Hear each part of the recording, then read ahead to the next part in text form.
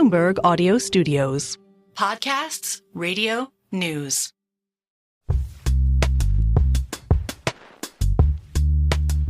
Hi, I'm Jason Kelly. And I'm Alex Rodriguez.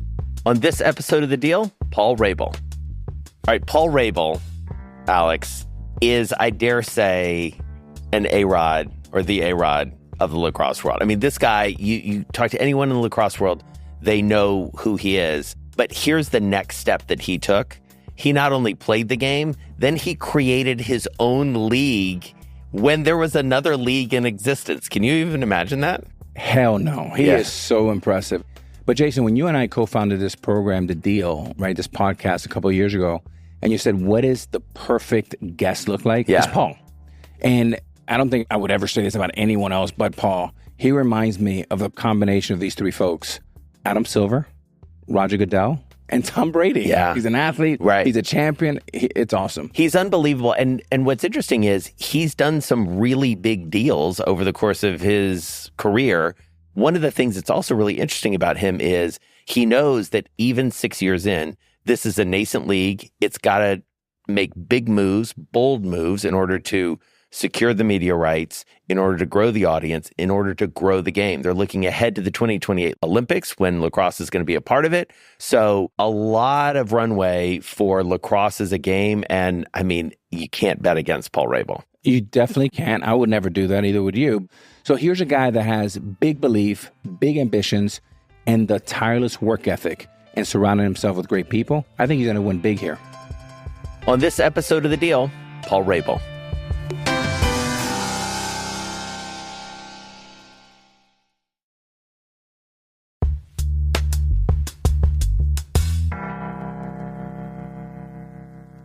All right, we like to start the show by having the guests introduce themselves and what they do. So go ahead. First of all, I love your show. Thank you. I am co-founder and president of the Premier Lacrosse League, former professional athlete.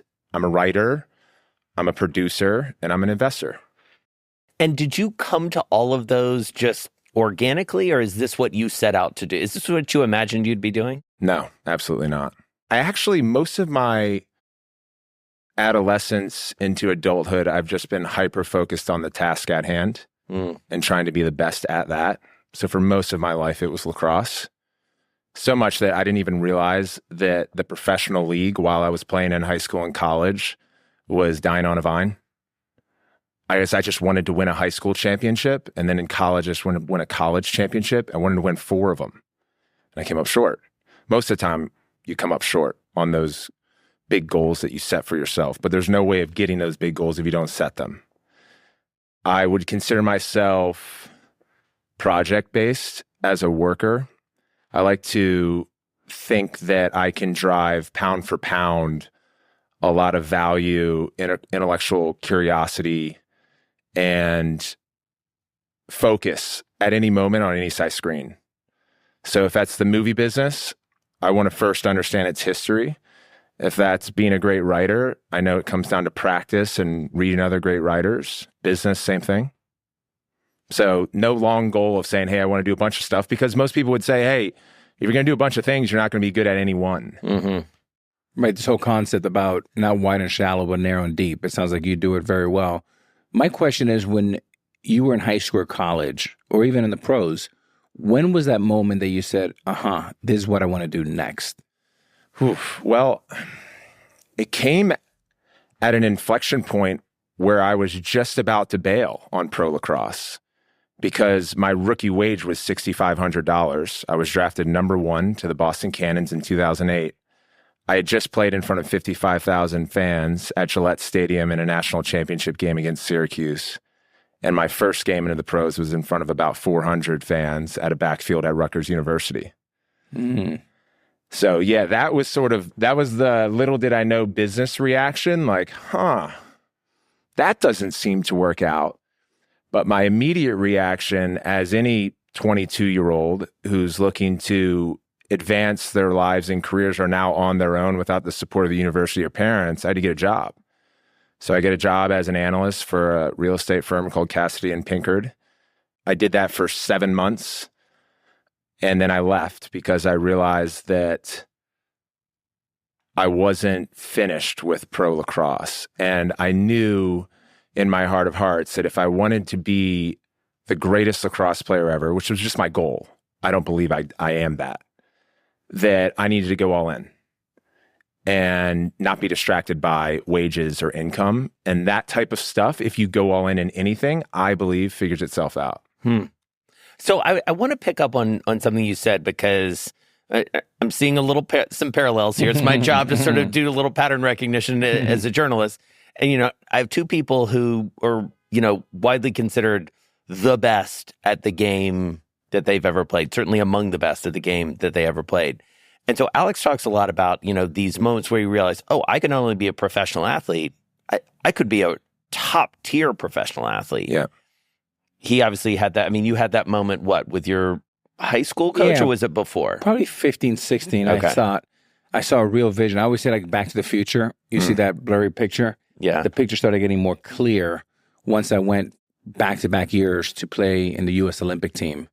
And playing for the U.S. Olympic team, it wasn't just Miami. It was the greatest players across the whole U.S. And I looked around as a rising junior. I was like, hey, I can hold my own. And then when I went back as the only there was only rising junior, everybody else was rising seniors. The following year I came back, I said, holy smokes, like, these guys that are my age, they look like kids, because I was so used to playing with kids older than me. That's the moment I go, I have a real path to the big leagues. I guess, when was that moment for you? Yeah, there was a midfielder at Landon, which is sort of one of the top perennial high schools in Maryland, and they ranked number 1 in the country in lacrosse for as long as I was playing. And his name was Peter Lomedy. And I would study the way that he played, even the way that he cradled, the way that he'd run and shoot on the run. And in my mind, when I was out practicing on my own, I wanted to not only get his skill set, but beat him. And we used to have this Bay State tournament, which sounds similar to what Alex was referring to. If you made the Bay State team, you were among the best high school lacrosse players in Maryland. And then there was another one in New York, and the two would play. It was called Empires in New York. So I was on the field with Peter, and then him and I essentially going back and forth. I came home that day going, all right, I'm here. I've got a chance to be the best midfielder in the state. That mindset carried me all the way through my career. When I was signed to go play at Johns Hopkins and I was a freshman, I would look at Kyle Harrison, Greg Pizer, and Matt Rakowski, the top 3 midfielders on the team. And I would just practice every single day to acquire what I saw them doing and ultimately beat them. I grew up playing rec sports. We don't see much rec sports today. Right. And I'm sure we'll get to that in a second. Yeah, because I think it is interesting for you to hear this as a lax dad, which you know that I am. The infrastructure that exists today did not exist when you were coming. You weren't playing travel lacrosse. Well, there are pros and cons to both. It's incumbent on leaders at the Premier Lacrosse League to, what I would say, revitalize rec sports. So that means privately, out of our balance sheet, invest in it. You create a shift in momentum by making something that you're investing in cool, which I think is part of the challenge. You're talking about 11, 12, and 13-year-olds. Yeah. And what I learned in the business world is most people aren't like Alex and I that want to be the best of the best. That's like sort of 1%. A lot of people just love to play sports. It's fun. It's competitive. You learn. You interact with your friends. There's social status. There's a lot of peer pressure on young boys and girls right now. And so rec sports is the lowest barrier opportunity to learn all these skills. So that has been impinged by, privatized sports over the last 10 to 15 years. From our history together, I'm an existing fan. I'm a lacrosse dad. I have a collegiate lacrosse player in my household. And so we crowdsourced, like, what do these guys want to know? And interestingly enough, one of the questions that kept coming back was this idea of accessibility to the game. And interestingly, these are college players who, were fortunate to play the game growing up, but they're also really smart future business people. And they see that for the game to grow, you've got to grow the top of the funnel too, in terms of the players 100%. And the fans. So how do you do that? Well, Kevin Durant and Rich Kleiman are investors out of 35V. And when they came in, they said, let's build a property together to solve this problem. So we launched Street Lacrosse. And Kevin and I both grew up in the DMV playing hoops. because you have the access to a court outside of every neighborhood like you do a baseball diamond. And I believe that you're going to get more participants, and you also get more fans because through osmosis, you see a baseball diamond, you go, cool, I know what that is when I see it on TV. How many people still, in the grand scheme of things around the world, know what lacrosse is and looks like?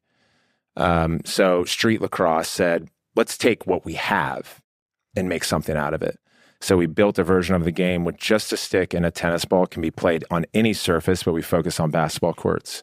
And we want to invite communities of all shapes and sizes and any look from around the country, because we're good at promoting and capturing that media, to say, oh, I don't have to have a helmet, gloves, elbow pads, cleats, and sign up for my club team to play this game. And I want more sticks in hands. Top of funnel is everything. And lacrosse stereotypically has this image as if it's this Northeast private school sport. Ironically, it was the first team sport in North America. It's an indigenous game. And it was played without pads. And the sticks were shaped from hickory tree. So what happened along the way is, I think, what you've seen America evolve into, from class to race to accessibility. And we are not different than hockey or golf. In fact, we have more Black and indigenous players in our league than both of those pro leagues. However, we have reputational challenges. The sport that I left out is actually American football. It's an expensive sport to play. Yeah. But in the early 1900s, a couple presidents really liked it. So they went the path of working with local government to subsidize our equipment. So when we played Pee Wee football, we didn't have to pay for a helmet. If you have to pay for pads to play football, you're going to see participation, or what we have today. The NFL won't be what it is today. And so understanding the participation game is important. And then the last thing is understanding the entertainment game. Because none of us sit around and talk with Dana White about mixed martial arts participation. They've built an entertaining product. They're a gladiator sport. And so you can't draw a business model, which is, I think, what our predecessors did wrong in MLL, around number of participants to number of attendance and viewers on screen. You've got to work both angles. Right. All right. So let's pivot to arguably the biggest deal that you do, which is you decide, which I can't even describe to you, but because you're going to get the magnitude of it. Wild. The idea of starting an entirely new league when a league exists. So it's literally A-Rod saying, hey, Steinbrenners, this has been great. I'm going to go start my own league, though. Yeah. And we'll see you down the line. Yeah. Tell us about that moment when you and your brother Mike decide to do that. Well, it was about 10 years into my professional lacrosse career. So I had been learning about the business of sport along the way and the business of media, because I didn't want to be errant in the approach. My brother is a serial entrepreneur. So we had the chops between the two of us and the diversity around what we had learned, his on the management and financial structuring side and me on the media marketing and athletic side. So I say that because if pro lacrosse was working, I would have built a strategy, much like we see a lot of professional athletes doing in the big four sports, of owning a team one day. It's far more difficult and challenging and a lot of easier ways to make money than starting a new league, especially in the face of an existing one. So we study it. We actually first went the private equity route to get a bunch of overhead capital to acquire the existing league, because sports are full of context. We knew that lacrosse, not just in its 20 years prior pro history, but had thousands of years of history. Starting from scratch was going to be really difficult to capture that narrative. But I wanted to own 20 years of pro lacrosse history, even if the wages were low and there wasn't a lot of network games. We ended up putting together an offer for about $35 million, which was a mixture of cash and stock. And this is for Major League Lacrosse. And every team was losing money. Yeah. The league was losing money at the top co. This was in 2017. So it was before the real craze that we see here today around pro sports. And I'm not sure whether they were trying to negotiate or if they were really and some of this is my stuff that I've learned to unpack in therapy and sports psychology. As an athlete growing up, you're told that you're dumb jock. And I think if I put on my empathetic hat, you walk into a room with a bunch of seasoned business executives. Right? Jim Davis bought New Balance for $50,000 and has built it into a multi-billion-dollar empire. He owned 4 of the teams. what is this athlete doing walking in here? What does he know? He doesn't know how to build it. He doesn't know how hard this is. I understand can that. feel the nodding, by the way. I happening understand, over it. Yeah. right? And so, however, that process, they didn't say shoo. They said, okay, let's go into what the entrepreneurs listening know as a data room. So we went into diligence and we learned about the business and we learned more about what didn't work and why, because there wasn't a lot that was working. We had a few more attempts at striking a deal. The Achilles heel of Major League Lacrosse, myself included, of the 250 players or so, 95% of us were under one-year deals. So sort of like, a team getting picked up overnight out of Baltimore, moved to Indianapolis. There was a moment in time where we knew, we could actually start a new league and sign all the players overnight. And our investment strategy had to shift from private equity that comes in and buys a distressed asset and fixes it to venture. So then we went a whole new fundraising path to start what now is the PLL. And we struggled because how can you value something that doesn't exist? So we at first put together a safe note, which is essentially a simpler version of a convertible note. We went out to market and people were like, I get it, but since 1990, about 200 pro sports leagues have started with a 1% success rate, and that's based on making it beyond 3 years. So I know we've talked a lot about spring football. It's a decent business, but it turns over because the cost structure is too heavy. Right. They get 1 million people watching a game, you can figure that out. But it's just hard. There's been a huge moat around pro sports for decades because of broadcast cable. And then once that gets democratized through streaming and the internet and social media, the attention economy opens up to nascent stage sports like the UFC, MLS, NWSL, WNBA, all this over the last 30 years. So we couldn't get the term sheet signed. We decided to go a price round, went to Reinventures, who I want to give a shout out to Colin Neville, who's on our board now. Colin played lacrosse at Yale. That's why he took the meeting. But he will admit he had the same thought, like, we'll see. Anyway, that meeting was scheduled for 30 minutes, went about 2.5 hours. They were still hesitant. In comes Drew McKnight, who now runs Fortress Investment Group. And he played lacrosse at UVA, and he loved it. He saw the same thing, like, hey, if this is working at the high school level, college level, it was once an Olympic sport. It's the fastest growing on the participatory side, ages 9 to 18, boys and girls. Why can't we figure this out at the pro level? So he actually wrote our first term sheet personally, not out of Fortress, knowing that, hey, this might help get, as you know, an actual term sheet over the goal line. We brought it to Rain. Rain said, we'll do it. Drew came on as a personal investor. That was our first seed round, but it was not enough to run the first season. They were like, we got to put some triggers in front of this, and then we can go do a Series A. And that was get a network deal, sign the players to MOUs at the time because we were all still under our MLL contracts. MOUs in this case are... Memorandum of Understanding. Right. So it was like, this is what we're going to do. And if you're Meaning interested... the players will commit. Yep. Okay. So we had them under MOUs, and then they said, court some sponsors. We were able to get those 3 done. That led to our Series A. In come Joe Tai, who I consider the godfather of lacrosse, co-founder of Alibaba, runs the Brooklyn Nets, also played lacrosse at Yale. We had conversations with him going back to 2016 on this, but Joe, as many like really top tier executives, they want to stay out of the crossfire, especially if it's unnecessary. So he knew that this was going to be a little bit of a heated battle out of the gates and wanted to see if Mike and I could get out. And once we did, he came on, and we've had subsequent rounds and brought on folks like Arctos, CAA, Churning Group. Right.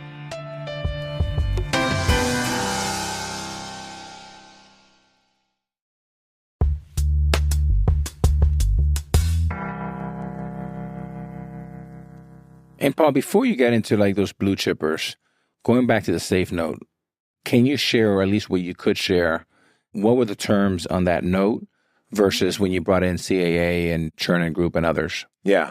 Well, what you do is you put a cap on the convertible note, and you say like, okay, look, we want to raise, I'll give you ballpark numbers. We want to raise anywhere from $3 to $10 million so that we can build the structure of this company.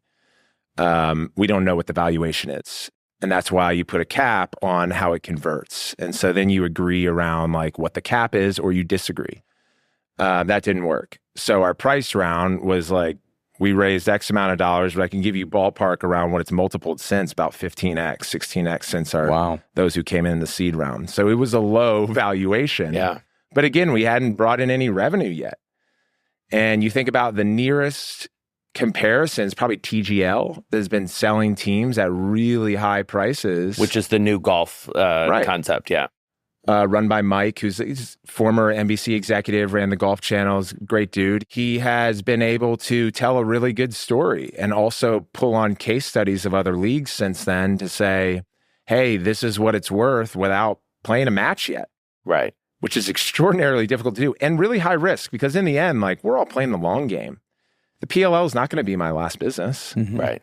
You know? So you're going in as an athlete. You've got to tell a story that says not just, I think there's a lot of potential here, but like, I know what I'm doing. Like, how did you convince people that, this was the right path forward?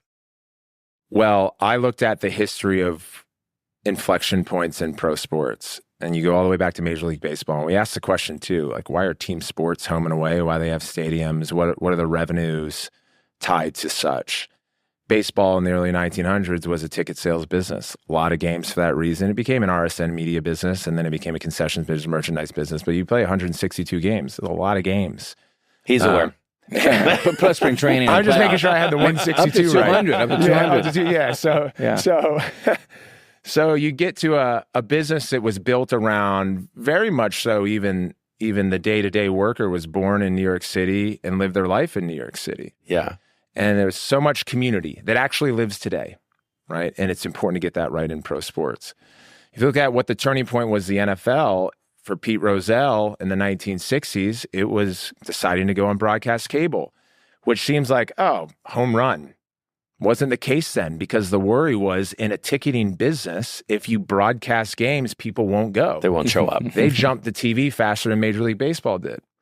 I think the NBA and David Stern and Adam Silver in the 80s and 90s, better than anyone else, has created culture and entertainment and this connectivity around the NBA that is star-led for team sports. So what we said is like, okay, cool. This is 2017. We're raising money. I'm a testament to this as an athlete that's built a profile, because those wages didn't change, by the way. But my income did, because I got sponsors signed up, because I started a YouTube channel, a podcast. I was active on social. I knew modern media, what I felt better than anyone else. So I was like, these are the leagues of X, Y, and Z. We're going to be the league of digital, and that's why you're going to invest. We know how to leverage the new attention economy. We know how to storytell. Our largest business unit at the PLL from day one is going to be our production house, because right now every team and league outsources media and marketing. We're going to take that inside, which is going to make us fast and more agile. And we believe we're not building CrossFit or slam ball, which are new sports really from scratch. Right. This is a sport that already has product market fit. Our job is to get it to the red zone and then over the goal line. So just to expand on that a little bit, if you go back a little bit, Paul, tell us a little bit about the 2 or 3 things that you thought that the prior league that you played in was underachieving. And what was your thesis to the investors, besides what you just mentioned with the media, that you can do better and ultimately build a successful, sustainable business? Number one is your most important part is your network. You have to have a media company, not only invested, which, by the way, one of our board members is David O'Connor, who used to be a partner at CAA, was running MSG at one point, and now is a co-founder of Arctos. Yeah. Brilliant. Doc O'Connor. Kind. Love Doc. Because everyone knows him. And Doc told us about a few years ago, the most difficult thing to do in sports is get a media rights deal.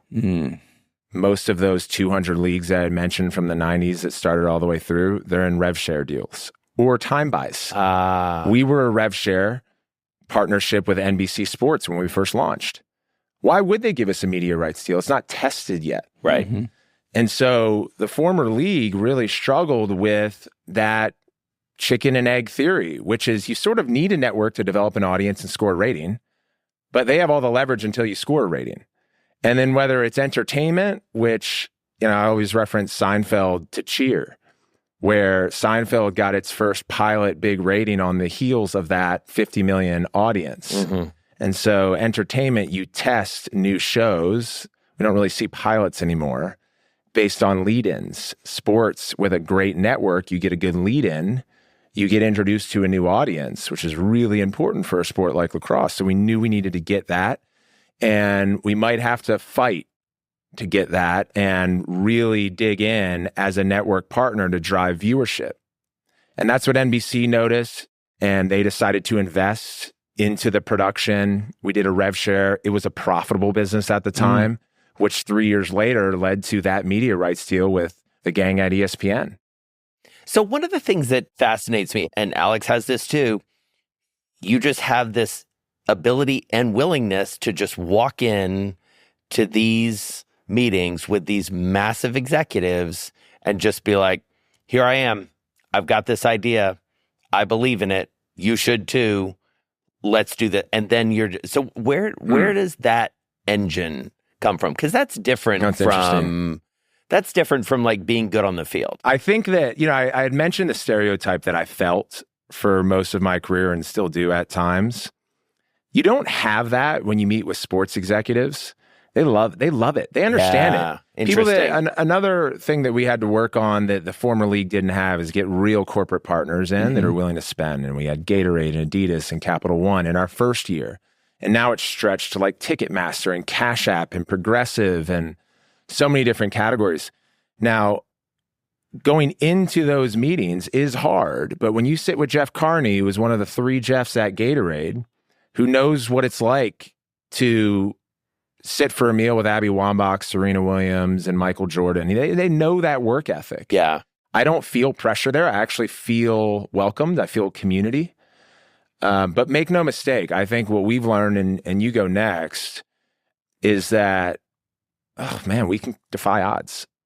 If we were to look at the percentages of becoming a Major League Baseball player, a professional lacrosse player, or an international player in whatever sport, it's low. It's under 1%. Yeah. Mm-hmm. So when you do it, you sort of trick your mind into believing that you can manifest in anything. And I believe in manifestation, by the way. So that's not enough on its own. You've got to then do the work. And so, man, I study you guys before even walking in here, and I know both of you. Right. So I think it's just so important to come prepared, and that's another sport attribute. Yeah. I mean, does that resonate with you? I mean, what's your mindset when you go in? Well, I think it's 2 things. I think Paul and I are not afraid of the work. And, the numbers will tell you that over our long careers. But the other thing is we've proven that we're able to surround ourselves, check the ego at the door, and surround ourselves with the best minds in the world. So when you go and talk to these titans, that's exactly what they've done. Now, they have fancier degrees, they have better returns and all of that. But when you look at our resume or you're looking at a LinkedIn account, we're looking at a trajectory, right? And when you look at Paul's trajectory, it screams champion, right? From the time you were in college to where you are today. It's been like this. Now, it hasn't been straight up. I'm sure for both of us, we've had this, but we're not afraid of the work. We surround ourselves with the right people, and we're never going to give up until we win the title. Yeah. And I think that's what they recognize. And the other part is we're talking about sports. We're not talking about gas and oil or something that's really like not as sexy. Everybody will take the meeting, A, because you're Paul, B, because you're doing something big and bold, and C, you and Mike have a real thing here. Why not? Why not? Yeah. I'd add to it one more thing that Alex had me think of, which is in the startup community, they'll say, what's your unfair advantage? Yeah. Our unfair advantage is that I had a relationship with the players. I can't run a league and play in a league against myself. Right.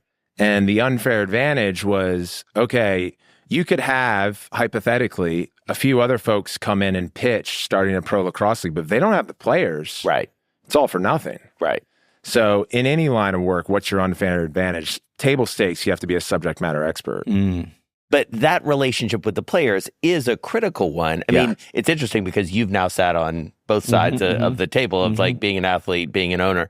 You were essentially doing both at the same time. Well, Alex said it, and it's not, I think it's actually really, really underrated in the entertainment world, which is what we're in as a pro athlete or, if you're in cinema and you're an actor or even a writer, is being humble and having a level of self-awareness and being kind to your peers, that actually doesn't exist everywhere. But the people that I try to surround myself with have that. They also have the freedom to check me when I get over my skis. I notice Alex has that. And, now an owner of the Timberwolves, you probably have a really natural and authentic way about going and talking to the players on the team.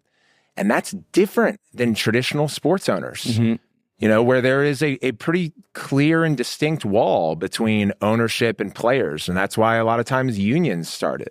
Let me add this. I think what Paul and I can do very well is we can be the bridge between institutional capital and the athletes, because we now know how they both think. Yeah. And that is really, I want to underscore that, because especially as an owner of the Timberwolves and the Lynx, I see how valuable it is to have empathy for the players, to understand how difficult it is today. It's never been harder to be an athlete in today's world. At 2024, thank God social media wasn't around. I got myself in enough trouble. God, with social media, if it was in the heyday when I played, it would have been that much more challenging. So having empathy for today's player, I think, is crucial. And sometimes empathy is just sitting with emotions and not jurisdicting, which is, as executives, is what you feel like is next. One question when you think, I love what you're thinking, but when you're describing what you did, which is beautiful, and this is what makes you kind of Paul one of one, is Adam Silver's the same way. He's just a tremendous commissioner. Any commissioners or leaders out there, domestically or internationally, that you look and study to see how you can apply to your league? Adam is a friend. He's a mentor. I try to get with him a couple times a year. He is absolutely that. Whether it's Adam, whether it's Jimmy Pitaro, whether it's Don Garber, the best executives I've noticed in sports and sports media, they have velocity. But it's not just returning your email or your text fast. It's doing it thoughtfully. And I think that, to your point, when you're a senior executive, your job is to keep the wheel going. Talent really matters. You can't forget what business you're in. We run the PLL. We have to think about and spend a lot of time with our players. Is that revenue driving?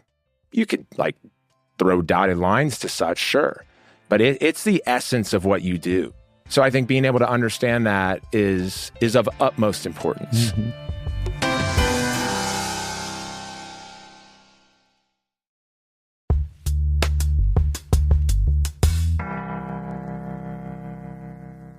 One of the things that strikes me is that both of you are quite evolved, and I also know have done a lot of work on yourselves. You talk pretty openly about being in therapy. You've talked about that a lot as well. How has that changed you? And I'm going to turn it on this guy too, but how has that changed you as a leader? It's a great question. I asked Alex about this in the past because my concern originally about sports psychology and therapy is that it would make me soft. And now I think about the soft masculine and how that's the most powerful version of ourselves, where we can be empathetic and then also turn up the dial on our competitiveness. And it's not a light switch. So I had to learn that because I wanted to be the A-Rod of lacrosse. I wanted to be the MJ of lacrosse. I wanted to be, what Tom Brady was. And I see these fierce competitors, fierce. And, on the cover of the book, that runs in at direct odds with understanding or having perspective around losing being okay or part of the process. And we will heal, we will actually grow. So it was a challenge for me to get into it. And then and I want to give a shout out to my sports psychologist, formerly Dr. John Elliott. Once I got into sports psychology and understood that actually, no, it's a superpower and you're not going to lose that, and kind of that metaphorical dial versus switch, and that you're going to become a better leader, which is what helps teams win. It was just all in for me from there. So I was doing therapy like twice a week, every week for 7 years. And it became like practice. And like practice, going back to what we do in sport, when we love in sport, is you can feel yourself improve and learn about psychology. And that psychology on the business side has been a big unlock for me. What I've learned, the difference therapeutically between being an athlete and a business person is this. In sports, you can win with sheer willpower and effort and strength, and it's designated to do such. Yeah. Like, we're going to square off. One of us is going to win and one of us is going to lose. So might comes into play. In business, that's the absolute wrong idea. You don't want to go into a partnership where you won the deal and the other person feels really bad, because guess what? That partnership ain't going to renew. Right. And you want to be in the renewal business. And I know that we've discussed that before, so I'd be curious what you think of it. No, I always say the 90% rule, right? If, in order to get a deal, both sides, I feel, have to hurt a little bit and win a little bit, right? It can't be like all one side or that'll be the last deal. But let me bring you inside, because I agreed with everything you said about the stigma around therapy, around sports. And we've come a long ways. I mean, we're now 2024, but bring you back about, call it 20 years back into our clubhouse when George Steinbrenner was still running the team. So George Steinbrenner says, I want to introduce Chad. He is a very, very good sports psychologist. His office will be right next to mine. Come see him anytime, okay? 2 years, we had 0 people walk in that room. Wow. So then he reintroduced him. And he said, hey, I want to introduce Chad. He didn't say reintroduce Chad. He's a performance coach. 23 out of 25 of us went in there. But Chad is such a great guy, became still a very close personal friend and an integral part of the 2009 championship team. But talk about how you label something. And the way to go around it goes from psychologist to performance coach. Yeah. Athletes, we bought into performance coach. And that's just also underscores culture, which is set at the top. And Mr. Steinbrenner's focus on his belief and how that could help the team. Mm-hmm. How do you apply all these lessons that you have learned to what feels like a critical moment? Maybe there are a lot of critical moments, but this one feels like a critical moment in the business of lacrosse. Like you're looking ahead to 28 in the Olympics. Yep. You've merged, as you said, the PLL and the MLL. You've absorbed the league that you essentially usurped. Yeah. What needs to happen now? Things are trending the right direction, but what are those key decisions you have to make, or the key things that need to happen next? Yeah. Well, a few highlights. So when we launched our league, we were wholly owned, still are, a single entity. We changed to a touring model, which is part of what got us in the door with these investors, unique. And so we looked at the UFC, F1, tennis, golf, and said, okay, if you can bring all of your teams and descend upon a major market city in a professional venue one time a season, then you're going to flip the supply and demand curve, because lacrosse fans aren't as big as basketball, football, or soccer fans in America. So we have a different model. I'll come back to that. If you looked at what we did from a media standpoint, we were able to grow year over year double digits since we've launched in owned and operated social and digital, and now with our media rights deal with ESPN. We were to raise great capital to support our players and new business initiatives like we just talked about. For us, as we look into now getting lacrosse back into the Olympics in 2028, if those are the goalposts, how does this league transform into a top 6 team sports league in North America? And what that transformation may look like is no longer tour. And if you think about what we had talked about, what worked with Major League Baseball and still does with team sports leagues, it's community. And so we are working pretty actively on dual scenarios, continuing to build out the wholly owned model that's tour-based with our teams in home markets and going to those home markets, expanding our schedule, which is in our business called tonnage, which means you get more hours on television, which helps your media rights deal. To then path 2, which is selling our teams. We have 8 of them. And if you have great owners in markets like Minnesota, like down in Utah, like we have in New England, the Crafts are investors. And you find the right ownership group with the package of owning a venue with other sports properties that they can cross-promote against. Right. Effectively, their lead-ins, as I had talked about the value of networks, that's a real path. And it doesn't stop at 8. If we choose that shift maybe to a trade association model, or what Don Garber did in MLS, which you maintain a single entity, and he had Soccer United marketing and owners came in, they owned the right to their team and their pro rata position of 49% of some, which owned U.S. and Mexican soccer rights. Our version of, call it some marketing, is women's lacrosse ownership. We own the largest media company called TLN, youth lacrosse investing. We have these other properties that are really valuable and big in addition to just owning a team. So that's how that model could flex. And then you go from 8 to 10 to 12 to 14 to 16, and you're really leaning into community and real estate. Where if I think about what makes sports high multiple businesses, enterprise businesses, it's attention, right? Through your partnerships and everything else I talked about. It's revenue. So it's your corporate relationships, it's tickets, it's merchandise, it's youth, community, and then real estate. So Paul, when you think about that model and you're going kind of two different paths at the same time, which I think is super smart to give you options as an entrepreneur, in 5 years, what do you think is the North Star? And if you can have it your way, what is the perfect comp that another league is doing where they're humming right now? So if we're touring, our players will be full-time living in markets, practicing every single day, averaging 6 figures in wages. We will be playing, instead of 14 weekends of the year, upwards of 24. Mm-hmm. If it's individually owned, then we'll have our players in those markets. Their salaries are passed through to team owners. They have their venues that they're a part of.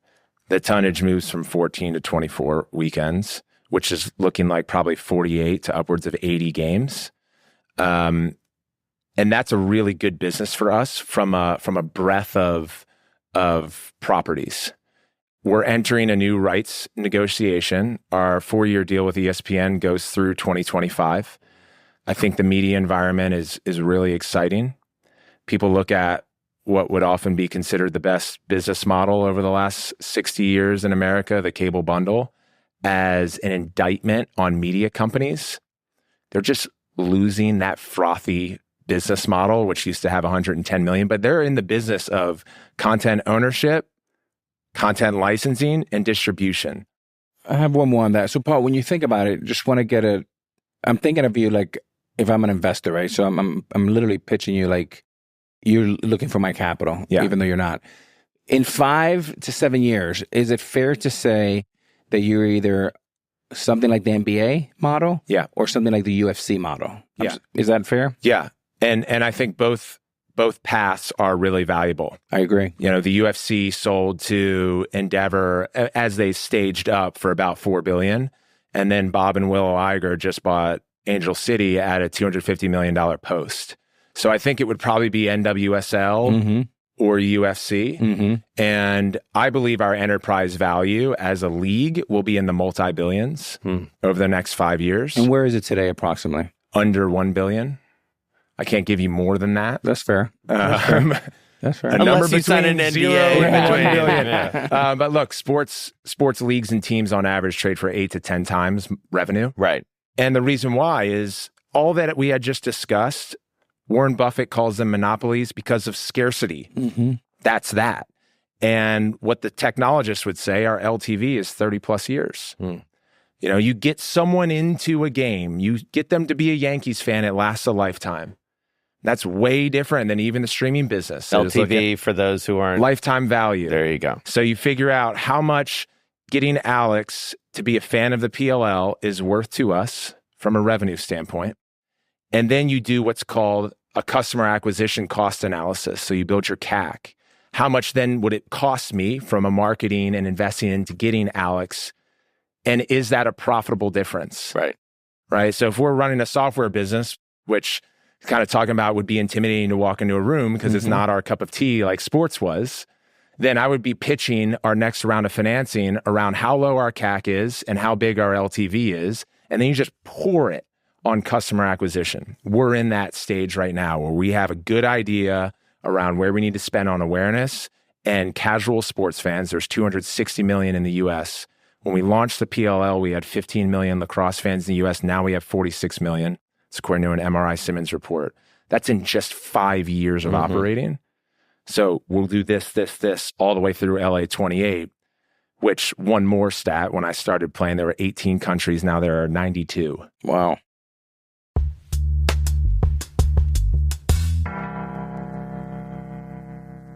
All right, we're going to do our rapid fire now. A lot of pressure. Shit, I thought that was a lot like of pressure. Keep it tight. Okay. All right. What's one word to describe your deal-making style? Compassionate. What's more important to you, instant gut or data? Gut. Who's your dream deal-making partner? Mark Cuban. Good one. What's the best deal you've ever made? The next one. What's the best piece of advice you've received on deal-making or business? I think actually from Alex, and making sure that everyone feels a little pain and they also see the big picture of why they're letting go of something for something much bigger. What's the worst piece of advice? And don't say Jason, please. Win the deal. Win the deal. Win the deal. I like that one. What's your hype song before you go into a big meeting or negotiation? I fall back to 90s rock, honestly. Like I listen to Rage Against the Machine before workouts still. But before a meeting, like I didn't listen to Rage walking into this. Okay. I try to, you know what? I'll say that, try to listen to something that has to do with the meeting in advance. I countlessly, whether it's interviews or pitches, I've picked up something in the last minute, walking into the door, that was seminal to closing it. Interesting. Take lacrosse out. If there's only one sport you can watch for the rest of your life, which one is it? I'd call it football, but the English Premier League. Okay. What team do you want to see win a championship more than any? The Boston Cannons. My first team. First team and revived now for the new PLO. A fun fact about yourself that your colleagues will be surprised to hear about. I'm a failed musician. Ooh, that's a good one. I've always wanted to play. I've tried to play the piano well. I used to get lessons when I was younger. I've tried to pick up the guitar as an adult and watch YouTube videos. Just haven't been able to get and even drums. Like as an athlete, I'm embarrassed to say because you think we're really well coordinated. I just can't figure out the multi-movements of music. So you guys can bet that it won't be musician in there at some point. Paul Rabil, failed musician. Next time on The Deal. This has been really fun. Thank you. Thank you, Paul. Really good. Awesome. I started sweating in on the rapid fire. Yeah. Listen, pressure. Sports psychology, man. I learned that too, by the way, is that, your body, you feel nerves in big moments. And I remember John Elliott telling me it's a good thing. He's like, if you're not feeling it, he was like, whoa. I thought, he was like, no, don't say nervousness. That means you're not prepared. Nerves, our bodies as athletes, when we're walking on the field, it heats up. That's our muscle fibers and twitching beginning so that when a defender is coming at me to take my head off, I can react and dodge by him. Yeah. And that's just the feeling that you're feeling. Right. And that was a change of framing, which if I didn't give that answer on one of those rapid fire questions, I'm sure it's like framed differently and always optimistically. Beautiful. You're the man. Thank you so much. Thanks, Thank guys. you, Paul.